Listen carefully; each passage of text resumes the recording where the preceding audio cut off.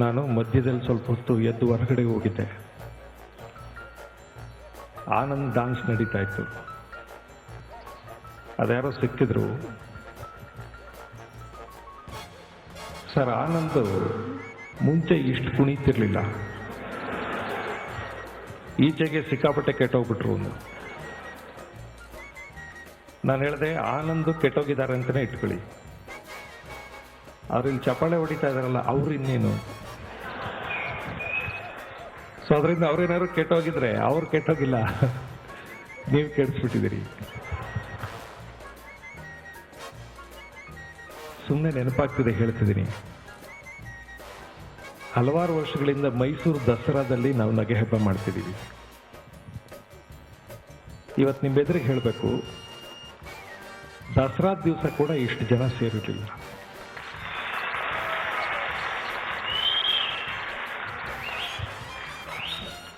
ಅಥವಾ ಇಷ್ಟು ಜನ ಇದ್ರೇನೋ ಬಂದು ಹೋಗ್ತಾ ಇದ್ರು, ಆದ್ರಿಂದ ಇಷ್ಟು ಜನನೂ ಇದ್ದಿರ್ಬೋದು, ಆದ್ರೆ ಇಷ್ಟು ನಕ್ಕಿರ್ಲಿಲ್ಲ. ಯಾರಾದ್ರೂ ನಗಿಸಿದವರು ಕೊಡುವಂತ ಬಹಳ ದೊಡ್ಡ ಗೌರವ ಯಾವುದು ಅಂದ್ರೆ ಮನಸಾರೆ ನಕ್ಕು ಬಿಡೋದು. ಅದು ಬಹಳ ದೊಡ್ಡ ಗೌರವ. ನಮಗ್ ಶಾಲ್ ಹಾಕೋದು, ಹೂನಾರ ಹಾಕೋದು ಅಲ್ಲ. ನೀವು ಇವತ್ತಂಥದ್ದೊಂದು ದೊಡ್ಡ ಗೌರವ ಕೊಟ್ಟಿದ್ದೀರಿ. ನಿಮ್ಮಿಂದ ಗೌರವ ಪಡ್ಕೊಂಡು ನಾವು ನಿಮ್ಮ ಆ ಪ್ರೀತಿಯ ಗೌರವದ ಋಣದಲ್ಲಿದ್ದೇವೆ. ಯಾವಾಗಲೂ ಆ ಋಣವನ್ನು ನಮ್ಮ ನೆತ್ತಿ ಮೇಲೆ ಇಟ್ಕೊಂಡಿರ್ತೀವಿ. ನಾವು ಯಾವ ಋಣವನ್ನು ತೀರಿಸೋದಿಲ್ಲ. ನಮ್ಮಲ್ಲಿ ಒಂದು ಅಹಂಕಾರದ ಮಾತಿರುತ್ತೆ, ಯಾವನ ಹತ್ರನೂ ಏನೂ ಇಟ್ಕೊಂಡಿಲ್ಲ, ಎಲ್ಲ ಪೈಸಾ ಚುಕ್ತಾ ಮಾಡಿಬಿಟ್ಟಿದ್ದೀವಿ. ಸಾಧ್ಯ ಆಗಲ್ಲ. ಎಲ್ಲಾ ಋಣವನ್ನು ಮನುಷ್ಯ ತೀರ್ಸಕ್ಕಾಗಲ್ಲ. ಏನೋ ದುಡ್ಡು ಕಾಸು ಇಸ್ಕೊಂಡಿದ್ರೆ ವಾಪಸ್ ಕೊಡ್ಬೋದು, ಆದ್ರೆ ಪ್ರೀತಿ ಋಣನ ವಾಪಸ್ ಕೊಡೋಕ್ಕಾಗಲ್ಲ. ಆದ್ರಿಂದ ಬಂಧುಗಳೇ, ಈ ನಾಡಿನಾದ್ಯಂತ ಅಥವಾ ಪ್ರಪಂಚದ ಹಲವಾರು ದೇಶಗಳಿಂದ ಎಷ್ಟೆಲ್ಲ ಪ್ರೀತಿಯ ಸೌಭಾಗ್ಯ ಪಡೆದಿದ್ದೀವಿ ನಾವು. ಯಾರಿಗೂ ಏನೂ ವಾಪಸ್ ಕೊಡಲ್ಲ ನಾವು. ನಿಮ್ಮೆಲ್ಲರ ಋಣದಲ್ಲಿ ಸಾಯೋ ತನಕ ಇರ್ತೀವಿ. ಆ ಋಣ ಮಾತ್ರ ನಮ್ಮ ನೆತ್ತಿ ಮೇಲೆ ಇರುತ್ತೆ. ನಮ್ಮ ಸ್ನೇಹಿತರೆಲ್ಲ ಹಾಸ್ಯ ಮಾಡಿದ್ದನ್ನು ನೋಡಿದ್ರಿ ನೀವು. ಎಲ್ಲಿಂದಲೋ ಜೋಕುಗಳನ್ನ ಹೊತ್ಕೊಂಡು ಬಂದು ಹಾಸ್ಯ ಮಾಡಬೇಕಾಗಿಲ್ಲ. ನಮ್ಮೆಲ್ಲರ ವ್ರತ ಏನು ಅಂದ್ರೆ, ರಿಚರ್ಡ್ ಅದನ್ನು ಹೇಳಿದ್ರು ಚೆನ್ನಾಗಿ. ನಮ್ಮ ಜನಪದದಲ್ಲಿ ಒಂದು ಪದ್ಯ ಇದೆ, ನೀನು ಬದುಕಿರೋ ತನಕ ಸಾಧ್ಯವಾದ್ರೆ ಬೇರೆಯವರಿಗೆ ಅನುಕೂಲವಾಗಿ ಬದುಕು ಅಂತ. ಅದಕ್ಕೊಂದು ಪದ್ಯ ಇದೆ. ಹಸಿವಿಗೆ ಅನ್ನ ನಿಟ್ಟು ಶಿಶುವಿಗೆ ಹಾಲು ಕೊಟ್ಟು ಬಿಸಿಲಿಗೆ ಹೋಗೋರ ನೆರಳಿಗೆ ಕರೆದರೆ ಬೆನ್ನ ಹಿಂದುಂಟು ಕೈಲಾಸ. ನನಗೆ ಬಹಳ ಅದ್ಭುತವಾದ ಪದ್ಯ ಇದು ಅಂತ. ಹಸಿವಿಗೆ ಅನ್ನ ಕೊಡೋದಂತೆ, ಹಸ್ತು ಬಂದವ್ರಿಗೆ ಅನ್ನ ಕೊಡೋದು, ಕೊಡಕ್ಕಾಗಲಿಲ್ಲ ಅಂತ ಇಟ್ಕೊಳ್ಳಿ. ಶಿಶುವಿಗೆ ಹಾಲು ಕೊಟ್ಟು, ಯಾವುದೋ ಒಂದು ಮಗು ಅಳ್ತಾ ಇದ್ರೆ ಒಂದು ತೊಟ್ಟು ಹಾಲು ಕುಡಿಸಿದ್ರೆ ಮಗು ಸುಮ್ಮನಾಗ್ಬೋದು. ಅದು ಕೊಡಕ್ಕಾಗ್ಲಿಲ್ಲ ಅಂತ ಇಟ್ಕೊಳ್ಳಿ. ಬಿಸಿಲಿಗೆ ಹೋಗೋರ ನೆರಳಿಗೆ ಕರೆದಾರೆ. ಅದ್ಭುತವಾದ ಸಾಲಿದು. ಮನುಷ್ಯನಿಗೆ ಬೇರೆ ಉಪಕಾರ ಎಲ್ಲ ಮಾಡಬೇಕಾಗಿಲ್ಲ, ಕ್ಯಾಶ್ ಕೊಡಬೇಕಾಗಿಲ್ಲ, ನಾವು ದುಡ್ಡು ಕೊಡಬೇಕಾಗಿಲ್ಲ. ಯಾರೋ ಬಿಸಿಲಲ್ಲಿ ನಡ್ಕೊಂಡು ಹೋಗ್ತಿರ್ತಾರೆ, ನಾವು ನೆರಳಲ್ಲಿ ಕೂತಿರ್ತೀವಿ. ಅವನು ಬಹಳ ಪ್ರೀತಿಯಿಂದ ಅಣ್ಣ ಒಂದು ನಿಮಿಷ ಕೂತಿದ್ದು ಹೋಗು ಅಂತ ಅನ್ನೋದಿದೆಯಲ್ಲ, ಅದೊಂದು ಒಳ್ಳೆ ಮನಸ್ಸದು, ಅದೊಂದು ಒಳ್ಳೆ ಹೃದಯ ಅದು. ಯಾಕಂದ್ರೆ ಅವನು ಬಿಸಿಲಲ್ಲಿ ಬಾಡ್ತಾ ಇದ್ದಾನೆ, ನನ್ನಂಗೆ ಸ್ವಲ್ಪ ತಂಪಲ್ಲಿ ಇದ್ದು ಹೋಗ್ಲಿ ಅಂತ ಅನ್ನೋದಿದೆಯಲ್ಲ, ಬಹಳ ದೊಡ್ಡ ಮನಸ್ಸು. ಬಿಸಿಲಿಗೆ ಹೋಗೋನ ನೆರಳಿಗೆ ಕರೆದರೆ ಬೆನ್ನ ಹಿಂದುಂಟು ಕೈಲಾಸ. ನಮ್ಮೂರಲ್ಲಿ ನಮ್ಮ ಅಪ್ಪನ ಜೊತೆ ಅವನೊಬ್ಬ ಸತ್ತೋಗ್ಬಿಟ್ಟ. ನಮ್ಮ ಅಪ್ಪನ ಬಾಲ್ಯ ಸ್ನೇಹಿತ. ಆತ ತೀರ್ಕೊಂಡಾಗ ನಮ್ಮಪ್ಪ ಸಿಕ್ಕಾಪಟ್ಟೆ ಅಳ್ತಾ ಇದ್ರು. ನಮ್ಮ ತಂದೆ ಅಷ್ಟು ಜಾಸ್ತಿ ಎತ್ತಿದ್ರೆ ನಾನು ಯಾವತ್ತೂ ನೋಡಿಲ್ಲ. ನಾನು ನಮ್ಮ ತಂದೆ ಕೇಳಿದೆ, ಯಾಕೆ ಅಳ್ತಾ ಇದ್ದೀರಿ? ಅಲ್ಲ, ಯಾರ್ಯಾರು ಸತ್ತಾಗ್ಲೂ ಅಳ್ಳಿಲ್ಲ, ಇವನ್ ಸತ್ತಾಗ ಯಾಕೆ ಅಳ್ತಿದ್ದೀರಿ? ನಿಮ್ಗೆ ಅಷ್ಟೊಂದು ಸ್ನೇಹಿತ ಅಂತಾನ? ಇಲ್ಲ, ಅವ್ರ ಹತ್ತಿದ್ ಬೇರೆ ಕಾರಣಕ್ಕೆ. ಆ ಪಾಪಿ ಸತ್ನಲ್ಲ, ಅವನ್ ಮಹಾಜಿಪಣ. ಯಾವನಿಗೂ ಒಂದು ಕಾಸು ಕೈ ಎತ್ತು ಕೊಟ್ಟವನಲ್ಲ, ಇಲ್ಲ ತಾನೂ ತಿಂದವನಲ್ಲ. ನಮ್ಮ ತಂದೆ ನನಗೊಂದು ಮಾತು ಹೇಳಿದ್ರು, ಇಲ್ಲ ನಾನು ಅವನ್ ಸತ್ತೋದ ಅಂತ ಹೇಳ್ತಿಲ್ಲ, ಇವನು ಯಾರಿಗಾದ್ರೂ ಉಪಕಾರ ಮಾಡಲಿಲ್ಲ, ಹೋಗ್ಲಿ ಹಾಳಾಗೋಗ್ಲಿ, ಉಪಕಾರ ಮಾಡಲಿಲ್ಲ ಅಂದ್ರೆ ತಾನು ಸುಖವಾಗಿದ್ನ ತಿಂದು ಉಂಡು ಅಂದ್ರೆ ತಾನು ತಿಂದು ಉಂಡು ಸುಖವಾಗಿರ್ಲಿಲ್ಲ. ನನಗೆ ಸುಮ್ಮನೆ ಯೋಚನೆ ಬಂತು, ಈ ಪಾಪಿ ಜೀವ ಇಲ್ಲಿಗೆ ಯಾಕೆ ಬಂದಿತ್ತು, ಮತ್ತೆ ಈ ಭೂಮಿಗೆ ಯಾಕೆ ಬಂದಿತ್ತಿದು? ಬಂದ ಮೇಲೆ ಇಲ್ಲ ಯಾರಿಗಾದ್ರೂ ಸುಖ ಕೊಡ್ಬೇಕಿತ್ತು, ಇಲ್ಲ ತಾನು ಸುಖ ಪಡ್ಬೇಕಾಗಿತ್ತು. ಎರಡೂ ಆಗ್ಲಿಲ್ಲ. ಮತ್ತೆ ಇಲ್ಲಿಗೆ ಬಂದಿದ್ದು ಯಾಕೆ ಇವನು? ಒಂದು ಜೀವ ವೇಸ್ಟ್ ಆಗ್ತಾ ಇದೆಯಲ್ಲ ಅಂತ ಅಳು ಬಂತು ಅಂತ. ಎಂಥ ಜಿಪಣ ಅಂದ್ರೆ ಹೇಳ್ತೀನಿ, ನಾನು ಈ ಪ್ರಸಂಗ ಹೇಳೋಕ್ಕೋಸ್ಕರ ಇಷ್ಟೆಲ್ಲ ಕತೆ ಹೇಳಿದೆ. ಈಗೊಂದು 30 ವರ್ಷ ಆಗಿರ್ಬೇಕೇನೋ, ನಮ್ಮ ಮಂಡ್ಯ ಜಿಲ್ಲೆಯಲ್ಲಿ ಒಂದು ಭಾರಿ ಬಸ್ ಅಪಘಾತ ಆಯ್ತು. ಅಲ್ಲೊಂದು ದುಡ್ಡದ ಕಾಲುವೆ ಅಂತಿದೆ, ಆ ಕಾಲುವೆಗೆ ಒಂದು ಬಸ್ಸು ಇಡಿಯಾಗಿ ಬಿದ್ದೋಗ್ಬಿಡ್ತು. ಜನ ತುಂಬಿದ ಬಸ್ಸು ಬಿದ್ದೋಗ್ಬಿಡ್ತು. ಅದ್ರೊಳಗೆ ಇವನು ಇದ್ದ. ಆವಾಗಲೇ ಹೋಗ್ಬೇಕಾಗಿತ್ತು. ಇವನು ಹೆಂಡತಿ ಇಬ್ರು ಹೋಯ್ತಾ ಇದ್ರು. ಸರಿ, ಕೆಲವ್ರನ್ನ ಎಳೆದಾಕಿದ್ರು, ಅದ್ರಲ್ಲಿ ಇವನು ಎಳೆದಾಕ್ಬಿಟ್ರು. ಯಾರೋ ಎಳೆದಾಕ್ಬಿಟ್ಟಾಗ ಮೇಲ್ ಕೂತ್ಕೊಂಡು ಬಾಯಿ ಬಿಡ್ಕಂತ ಇದ್ದ.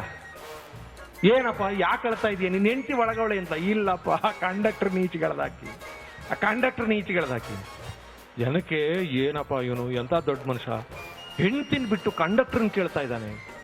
ಯಾಕಪ್ಪ ಕಂಡಕ್ಟರ್ನ ಕೇಳ್ತಿದ್ಯಾ? ಚಿಲ್ಲರೆ ಕೊಡ್ಬೇಕಾಗಿತ್ತು. ಅವನು ಸತ್ತೋಗ್ಬಿಟ್ರೆ ಹಂಗೆ ಹೊಟ್ಟೋಗ್ಬಿಡ್ತಾನೆ, ಚಿಲ್ಲರೆ ಹೋಗ್ಬಿಡ್ತದೆ ಅಂತ.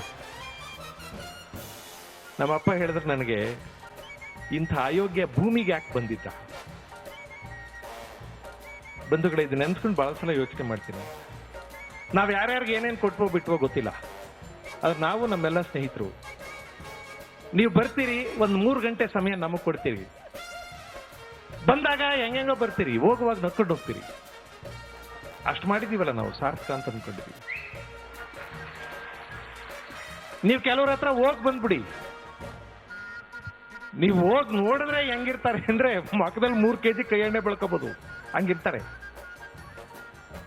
ನೀವು ಅವ್ರನ್ನ ಮಾತಾಡ್ಸಿ, ಏನು ಚೆನ್ನಾಗಿದ್ದೀರ? ಅಯ್ಯೋ ಯಾವ ಚಂದನಪ್ಪ, ಏನು ಹೇಳಕ್ಕಾಗಲ್ಲ ರೀ, ಕಾಲ ಹಿಂಗೆ ಇರೋದಿಲ್ಲ. ಅಯ್ಯೋ ಏನು ಎಂತೆಂಥ ದೇಶದಲ್ಲೆಲ್ಲ ಸುನಾಮಿ ಆಯ್ತದೆ ರೀ, ನಾಳೆ ಇಲ್ಲಿಗೂ ಬರ್ಬೋದು. ನೀವು ಏನು ಇಲ್ಲ, ಬೆಳಿಗ್ಗೆ ಎದ್ದು ಫ್ರೆಶ್ ಆಗಿ ಹೋಗಿರ್ತೀರಿ. ಅವನು ನಿಮ್ಗೊಂದು ಟೆನ್ಷನ್ ಹಚ್ಚಿಬಿಡ್ತಾನೆ, ಸುನಾಮಿ ಬಂದ್ಬಿಟ್ರೆ ಏನ್ ಮಾಡೋದು ಅಂತ ಯೋಚನೆ ಮಾಡಿ ಕಳಿಸ್ತೀವಿ. ಇಲ್ಲ, ಯಾರಾದ್ರೂ ನಮ್ಮ ಹತ್ರ ಬಂದಾಗ, ನಮ್ಮನ್ನು ಭೇಟಿಯಾದಾಗ ಅವ್ರಿಗೊಂದು ಸಂತೋಷನ ಕೊಟ್ಟು ಕಳಿಸೋದಿದೆಯಲ್ಲ, ಅದು ಬಹಳ ದೊಡ್ಡ ಯೋಗ ಅಂತ ನಾವು ಅಂದ್ಕೊಂಡಿದೀವಿ. ಇದನ್ನೇ ಬಹಳ ದೊಡ್ಡ ಪ್ರಾಜ್ಞರು ಹೇಳಿದ್ದು. ಬಂಧುಗಳೇ, ನಾನು ಈ ಭಾಷಣ ಮಾಡಕ್ಕೆ ಅಂತ ಬರಲಿಲ್ಲ. ನಾವೆಲ್ಲ ಹಾಸ್ಯನ ಹೆಂಗ್ ಮಾಡ್ತೀವಿ ಅಂದ್ರೆ, ಅದಕ್ಕೆ ಎಲ್ಲೆಲ್ಲಿಂದಾನೋ ಏನೇನೋ ಜೋಕುಗಳನ್ನ ಕಲ್ತ್ಕೋಬೇಕಾಗಿಲ್ಲ, ನಮ್ಮ ಸುತ್ತಮುತ್ತ ಆಗ್ತವೆ. ನಾನು ಭಾಷೆ ಕಲಿಸೋ ಮೇಷ್ಟ್ರು, ನನಗೆ ಭಾಷೆ ಬಹಳ ಬಹಳ ಇಂಟ್ರೆಸ್ಟಿಂಗ್ ವಿಷಯ. ಅದು ನಾವು ಮಾತಾಡೋ ಮಾತಲ್ಲಿ ಏನೇನು ತಮಾಷೆಗಳಿರ್ತವೆ ಇಲ್ಲ. ಮೊನ್ನೆ ಯಾರೋ ದೇವರಾಜ ರೋಡಲ್ಲಿ ಸಿಕ್ಕಿದ್ರು ನಮ್ಮ ಸ್ನೇಹಿತರು, ಅವರು ಮನೆ ಮಕ್ಕಳನ್ನೆಲ್ಲ ಕರ್ಕೊಂಡ್ಬಂದ್ಬಿಟ್ಟವ್ರೆ. ನಾವು ಮಾತಾಡುವಾಗ ಈ ಅರ್ಥ ಇಟ್ಕೊಂಡಿರುತ್ತೆ ಅಂತ ಅನ್ಕೊಂಡಿರೋದಿಲ್ಲ, ಸುಮ್ಮನೆ ಮಾತಾಡ್ತೀವಿ. ಆದ್ರೆ ಬೇರೆ ತರ ಯೋಚನೆ ಮಾಡಿದ್ರೆ ಏನ್ ಅರ್ಥ ಬರುತ್ತೆ ಅಂತ. ಸಿಕ್ಕಿದ್ರು, ಮಕ್ಕಳೆಲ್ಲ ಬಂದಿದ್ರು. ನಾನು ಏನು ಮಕ್ಕಳೆಲ್ಲ ಕರ್ಕೊಂಡು ದೇವರಾಜರ ಸೊಡಗ್ ಬಂದ್ಬಿಟ್ಟಿದ್ದೀರಿ ಏನು? ಅದಕ್ಕೆ ಅವ್ರು ಹೇಳಿದ್ದು, ಯುಗಾದಿ ಬಂತಲ್ಲ, ಮಕ್ಕಳಿಗೆ ಬಟ್ಟೆ ತೆಗಿಯೋಣ ಅಂತ ಸಿಟಿ ಕರ್ಕೊಂಡ್ ಬಂದಿದ್ದೆ. ನಾನು ಹೇಳಿದೆ, ಹಂಗೆಲ್ಲ ಸಿಟಿಲಿ ಬಂದು ರೋಡಲ್ಲಿ ಬಟ್ಟೆ ತೆಗಿಬಾರ್ದು, ಮನೇಲಿ ತೆಗಿಬೇಕು, ಅಲ್ಲೇ ಹಾಕ್ಬಿಡ್ಬೇಕು. ಸುಮ್ಮನೆ ಮಕ್ಕಳನ್ನೆಲ್ಲ ಕರ್ಕೊಂಡ್ಬಂದು ಸಿಟಿಲಿ ಯಾಕೆ ಬಟ್ಟೆ ತೆಗಿತಾ ಇದೀರಿ ನೀವು? ಇದನ್ನೆಲ್ಲ ನಾವು ನೀವೇ ಮಾತಾಡ್ತೀವಿ, ಆದ್ರೆ ನಮ್ಗೆ ಇದಕ್ಕೆ ಇನ್ನೊಂದು ಅರ್ಥ ಇದೆ ಅಂತ ಯೋಚನೆ ಮಾಡಿರೋದಿಲ್ಲ. ಕೆಲವು ಸಲ ಹಿಂಗಾಗತ್ತೆ, ನೀವು ಯಾರ್ದೋ ಮನೆಗೆ ಹೋಗಿ ಅವ್ರು ನಮ್ಗೇನು ಅವಮಾನ ಮಾಡ್ಬೇಕು ಅಂತ ಅನ್ಕೊಂಡ್ರಲ್ಲ, ಈ ಮನೇಲಿ ಮಕ್ಳು ಇರ್ತಾವಲ್ಲ, ಈ ಮಕ್ಳ ಕತೆ ಹೇಳಂಗಿಲ್ಲ. ಅಪ್ಪ ಅಮ್ಮ ಯಾರ ಹತ್ರನೋ ಕೂತ್ಕೊಂಡು ಮಕ್ಕಳ ಬಗ್ಗೆ ಏನೇನೋ ಹೇಳ್ತಾ ಇರ್ತಾರೆ. ನಮ್ಮ ಮಗು ಏನ್ ಹಾಡು ಹೇಳ್ತಾನೆ ಅಂದ್ರೆ, ಅಯ್ಯೋ 28 ಹಾಡು ಕಲ್ತಿದ್ದಾನ್ರಿ, ಬಹಳ ಚೆನ್ನಾಗಿ ಹೇಳ್ತಾನೆ, ಇಂಗ್ಲಿಷ್ ಕನ್ನಡ ಬಹಳ ಚೆನ್ನಾಗಿ ಹೇಳ್ತಾನೆ ಅಂತೆಲ್ಲ ಹೇಳ್ಬಿಡ್ತಾರೆ. ಹೇಳ್ತಿರ್ತದೆ, ಅದು 28 ಹೇಳ್ತಿರ್ತದೆ. ಅವ್ರ ಎದುರಿಗೆ ಬಾಪ ಇಲ್ಲಿ ಬಾಬಾ ಹಣ್ಣು ಹಣ್ಣು ಮಾವಿನ ಹಣ್ಣು ಅಂತ ಹೇಳ್ತಿದ್ದಲ್ಲ, ಹೇಳು. ನಾನು ಹೇಳ್ತಾ ಇದ್ನ ಯಾವಾಗ ಅಂದ್ಬಿಡ್ತದೆ. ಕೇಳ್ತಾವ್ರ ಎದುರಿಗೆ ನಿಮ್ಮ ಮುಖ ಚಿಕ್ಕದಾಗ್ಬಿಡ್ತದೆ. ನಮ್ಮ ಹುಡುಗ ಬಹಳ ಕ್ಲೀನ್ ಅಪ್ಪ, ಅವ್ನು ಮಾತ್ರ ಅವ್ನ ರೂಮ್ ಎಷ್ಟು ಚೆನ್ನಾಗಿ ಇಟ್ಕೊಂಡಿದ್ದಾನೆ ನೋಡ್ಬೇಕು. ಆಮೇಲೆ ಬೆಳಿಗ್ಗೆ ಸ್ಕೂಲ್ಗೆ ಹೋಗುವಾಗ ಒಂದ್ಸಲ ಸ್ನಾನ ಮಾಡ್ತಾನೆ, ಬಂದಾಗ ಒಂದ್ಸಲ ಸ್ನಾನ ಮಾಡ್ತಾನೆ, ಸಿಕ್ಕಾಪಟ್ಟೆ ಕ್ಲೀನು ಅಂತ ಬೇರೆಯವ್ರ ಹತ್ರ ಜಂಬ ಕೊಚ್ಕೊತಿರ್ತೀವಿ ನಾವು. ಆವಾಗಲೇ ಅದು ಚಡ್ಡಿ ಹಿಡ್ಕೊಂಡ್ಬರ್ತದೆ, ಆಮೇಲೆ ಸುಸು ಮಾಡ್ಕೊಂಡ್ಬಿಟ್ಟೆ. ಸರಿ ಟೈಮಲ್ಲಿ ಮಾನ ತೆಗಿತೇವೆ. ನೀವು ನೋಡಿರ್ಬೇಕೇನೋ, ನಮ್ಮ ಮನೆಗೆ ಯಾರೋ ನೆಂಟರು ಬರ್ತಾರೆ ಅಂತ ಇಟ್ಕೊಳ್ಳಿ, ನೀವು ಬೇರೆ ಟೈಮಲ್ಲಿ ಅದಕ್ಕೆ ಕಷ್ಟಪಟ್ಟು ಕೆಡುಕೊಂಡು ತಿನ್ನಲ್ಲ. ಅದು ನೆಂಟರು ಬಂದು ಅವ್ರಿಗೇನೋ ಒಂಚೂರು ಬಿಸ್ಕತ್ತು ಬಾಳೆಹಣ್ಣು ಕೊಟ್ಟಿರ್ತೀರಿ, ಅಬ್ಬೆ ಪರಿಗಳಂಗೆ ಹೋಗಿ ಅವ್ರು ಬಂದ್ಕೊಂಡು ನಿಂತಿರ್ತವೆ. ಯಾವತ್ತೂ ತಿಂದಿಲ್ವೇ ಅನ್ನೋಂಗೆ ನಿಂತಿರ್ತವೆ. ಎಲ್ಲ ಮಕ್ಕಳು ಹಿಂಗೆ ಮಾಡ್ತವೆ. ಯಾಕೆ ಮಾಡ್ತವೆ ಅಂತ ಗೊತ್ತಿಲ್ಲ. ನಾನು ಯಾರ್ದೋ ಮನೆಗೆ ಹೋಗಿದ್ದೀನಿ, ಅವ್ರ ಮನೆಯವ್ರೇನೋ ಬಿಸ್ಕೆಟು ಬಾಳೆಹಣ್ಣು ಕಾಫಿ ಕೊಟ್ಟಿದ್ದಾರೆ. ಆ ಮಗು ಬಂದು ಹಿಂಗೆ ನಾನು ಬಾಯಿ ನೋಡ್ತಾ ನಿಂತಿದ್ದು. ನನಗೊಂಥರ ಕಸಿವಿಸಿ ಆಯ್ತು. ನಾನು ಬಾಯ್ಲಿ ಬಾಯ್ಲಿ ಬಾಯ್ಲಿ ಬಾಯ್ಲಿ ಬಾಯ್ಲಿ ಜಾಣ ಬಾ ತಗೋ ಬಿಸ್ಕೆಟ್ ತಿನ್ನು ಅಂದೆ. ಅವ್ರಮ್ಮ ಅಲ್ಲಿ ನಿಂತಿದ್ರು. ಅವರು ಪರವಾಗಿಲ್ಲ ನೀವು ತಿನ್ನಿ, ಅವ್ರಿಗೇನು ತಿಂತಾನೆ ಇರ್ತಾರೆ, ನೀವು ತಿನ್ನಿ ಅಂದ್ರೆ ಅವ್ರ ಮಕ್ಕಳು ಯಾವಾಗಲೂ ಬಿಸ್ಕೆಟ್ ತಿಂತಿರ್ತಾರೆ. ನಾವೇ ದರಿದ್ರದವು, ಯಾವತ್ತೂ ಬಿಸ್ಕೆಟ್ ತಿಂದಿಲ್ಲ ನಾವು. ನಮ್ಮ ಮಕ್ಕಳು ತಿಂತಾನೆ ಇರ್ತವೆ, ನೀವು ತಿನ್ನಿ ಅಂತಾರೆ. ಅಂದ್ರೆ ಅವ್ರು ತಿಂತಾನೆ ಇರ್ತಾರೆ, ನಮಗೆ ಗೊತ್ತಿಲ್ಲ ಬಿಸ್ಕೆಟ್ ಅನ್ನೋದು ಅಂತ. ಪಾಪ ಅವ್ರಿಗೆ ಅದು ಅರ್ಥ ಅಲ್ಲ, ಸುಮ್ಮನೆ ಹಂಗಂತಾರೆ ಅಷ್ಟೇ. ನಮ್ಮ ಮಕ್ಕಳು ತುಂಬಾ ಬಿಸ್ಕೆಟ್ ಕೊಡ್ತೀವಿ ಅಂತ ಹೇಳ್ಬೇಕು, ಅದಕ್ಕೆ ಹಂಗಂತಾರೆ ಅಷ್ಟೇ. ಪರಮ ಪತಿವ್ರತೆಯನ್ನು ನಿಂದಿಸಿದ ಮರುಕ್ಷಣವೇ ನಿನ್ನ ಪುಣ್ಯವೆಲ್ಲ ಉರಿದು ಹೋಗಿ ಪಾಪದ ಮೂಟೆ ನಿನ್ನ ಹೆಗಲು ಹತ್ತಿದೆ. ಎತ್ತು ನಿನ್ನ ಗಾಂಡೀವ. ಪರಶಿವನೊಡನೆ ಹೋರಾಡಿದ ನಿನ್ನ ಶೌರ್ಯ ಪರಾಕ್ರಮ ನನಗೂ ಸ್ವಲ್ಪ ತಿಳಿಯಲಿ, ಅಥವಾ ಪರಮೇಶ್ವರನನ್ನು ಗೆದ್ದೆ ಎಂಬ ಅಹಂಕಾರ ನನ್ನಿಂದಲೇ ಮಣ್ಣಾಗಲಿ. ಏನ್ ಸರ್ ಅದು ಮಾತು? ನೀವು ಆ ಮಾತನ್ನ ಹಂಗಲ್ದೆ ಬೇರೆ ತರ ಆಡಿದ್ರೆ ಆಗಲ್ಲ, ಹಂಗೆ ಆಡಬೇಕು ಅನ್ನೋ ತರ ಆಡ್ತಾರೆ. Perfect perfect. ಹಿಂಗಲ್ದೆ ಬೇರೆ ತರ ಆಡೋಕೆ ಸಾಧ್ಯ ಇಲ್ಲ ಅನ್ನೋ ಚೆನ್ನಾಗಿ ಮಾತಾಡ್ತಾರೆ. ನಾನು ಸುಮ್ಮನೆ ಟ್ರೈ ಮಾಡ್ತಿದ್ದೆ. ರಾಜ್ಕುಮಾರ್ ಬಬ್ರುವಾಹನ ಸಿನಿಮಾ ನನಗೆ ಯಾವ್ದಾದ್ರು ಚೀಟಿ ಕಳಿಸಿದ್ರು. ಬಬ್ರುವಾಹನ ಸಿನಿಮಾದಲ್ಲಿ ನಮ್ಮ ಬಾಲರಾಜ್ ಎಲ್ಲ ಮಾಡ್ತಾರೆ ಅದನ್ನ. ಬಬ್ರುವಾಹನ ಅರ್ಜುನನನ್ನ ಹೀಯಾಳಿಸಿ ಕಳಿಸ್ಬಿಟ್ಟಿದ್ದಾನೆ. ಕಡೆಗೆ ಅರ್ಜುನ ತನ್ನ ತಂದೆ ಅಂತ ತಿಳಿಯುತ್ತೆ. ಅರ್ಜುನ ಇದ್ದಾಗ ಅವನ ಶಿಬಿರಕ್ಕೆ ಬಬ್ರುವಾಹನ ಬರ್ತಾನೆ. ಬಂದಾಗ ರಾಜ್ಕುಮಾರ್ ಅವರ ಮಾತದು. 2 ಪಾತ್ರಗಳನ್ನು ನಿರ್ವಹಿಸಿದ್ದಾರೆ ನಟ ಸಾರ್ವಭೌಮ. 2 ಪಾತ್ರಗಳಲ್ಲಿ ಅವರ ದನಿಯ ಗಾಂಭೀರ್ಯವೇ ಬೇರೆ. ಮದಾಂಧ ಅಂತಾನೆ ಅರ್ಜುನ ಆದಾಗ, ಏ ಪಾರ್ಥ ಅಂತಾನೆ ಮಗ ಆದಾಗ. ದನಿಯಲ್ಲಿ ವಯಸ್ಸು ಕೊಡ್ತಾರೆ ಸರ್, ದನಿಯಲ್ಲಿ ವಯಸ್ಸನ್ನ ಹೇಳ್ತಾರೆ. ಸರಿ, ಬಬ್ರುವಾಹನ ಒಳಗೆ ಬರ್ತಾನೆ. ರಾಜ್ಕುಮಾರ್, ಯಾರು ನೀನೆಯೋ ಬಬ್ರುವಾಹನ, ಮಣಿಪುರದ ಅರಸು. ನಿನ್ನೆ ನೀನು ತುಂಬಿದ ರಾಜ್ಯಸಭೆಯಲ್ಲಿ ನಮ್ಮವರ ಮುಂದೆ ಏನಂದೆ? ನಿಮ್ಮ ಚಿಕ್ಕ ಅಪ್ಪನೇ ಹೊರತು ಇಲ್ಲಾರಿಗೂ ದೊಡ್ಡ ಅಪ್ಪನಲ್ಲವೆಂದು ಹೇಳಿ ಬಾಯಿಗೆ ಬಂದಂತೆ ಹರಟಿದ ನೀನು ಪಾಪ ಇಂದು ಶರಣಾಗತನಾಗಿ ಬಂದು ನಮ್ಮ ಮುಂದೆ ತಲೆ ತಗ್ಗಿಸಿ ಕುಳಿತಿರುವುದನ್ನು ನೋಡಿದರೆ ನಮಗೆ ಕನಿಕರವಾಗುತ್ತದೆ. ಹೇಳು, ಶರಣಾಗತಿಯಿಂದ ತಲೆ ತಗ್ಗಿಸಿದವರ ತಲೆ ಕಾಯುವುದೇ ಪಾಂಡವರ ಧರ್ಮ, ಕ್ಷಮಿಸಿದ್ದೇವೆ.